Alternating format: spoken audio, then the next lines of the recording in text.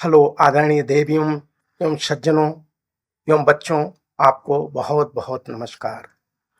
आज पूज्यनीय वाल्मीकि, महान वाल्मीकि जी, रामायण के महान रचयिता, पूज्यनीय वाल्मीकि जी का एक संस्मरण के द्वारा दुनिया के लोगों को एक महान शिक्षा मिल रही है। उसी पे बात रखना हम अच्छा समझते हैं। आज का टॉपिक यही है। पूज्य वाल्मीकि जी रामायण रचयिता, एक अजर अमर रामायण की रचना पूज्य वाल्मीकि जी ने की। उसके पहले वो लोगों को लूटने का काम करते थे। लोगों से सामान लेकर के, छीन करके वो अपने परिवार का भरण पोषण करते थे। ये उनकी दिनचर्या थी। परिवार को चलाना था। परिवार के दायित्व को निभाने के लिए कि उनका परिवार को कोई कमी न हो, खाने पीने की, कपड़ा लत्ता की, सब बढ़िया से देख रेख हो। कोई भी गार्जियन ऐसा सोचता है तो वो इसके द्वारा अपने परिवार का निर्वहन करते थे। एक बार एक महान पूज्य संत आए। उनके पास भी कुछ कमंडल रहा होगा, कुछ वस्तु रही होगी। तो पूज्य वाल्मीकि जी ने उनसे कहा, आप सब सामान रख दीजिए। पूज्य संत ने पूछा पूज्य वाल्मीकि जी से, ये आप काम किसके लिए करते हैं?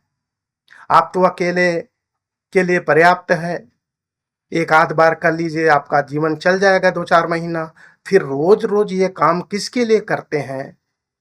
लोगों का छीनना, लूटना।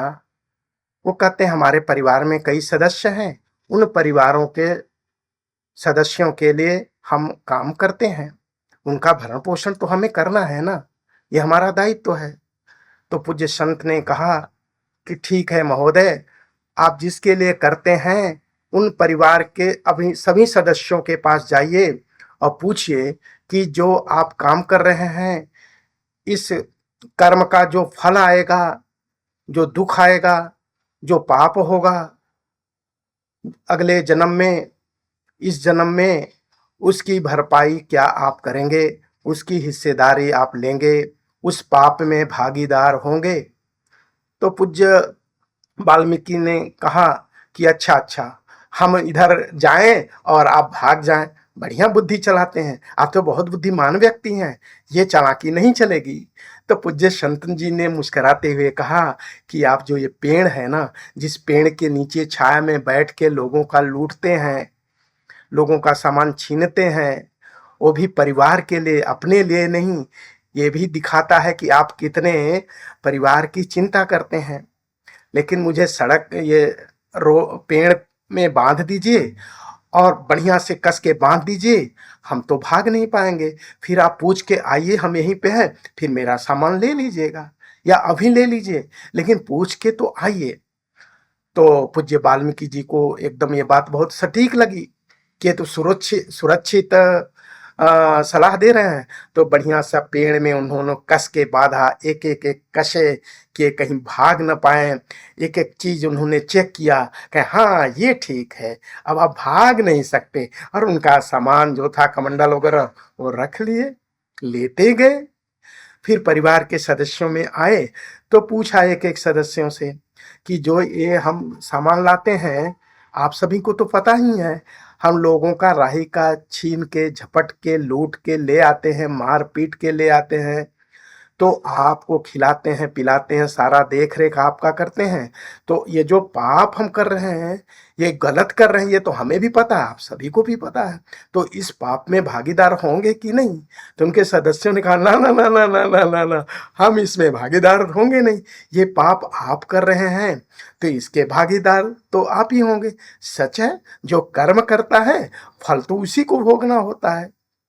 चाहे वो कानून सम्मत हो, चाहे नैतिक सम्मत हो, चाहे आध्यात्मिक सम्मत हो, तो कर्म करने वाले को ही फल तो मिलेगा। तो वाल्मीकि जी की आंखें खुल गई।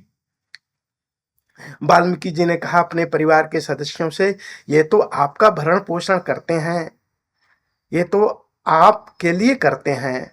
उन्होंने कहा नहीं नहीं, ये जो दंड होगा, ये कष्ट होगा, हमें नहीं भोगना, पाप हमें नहीं भोगना।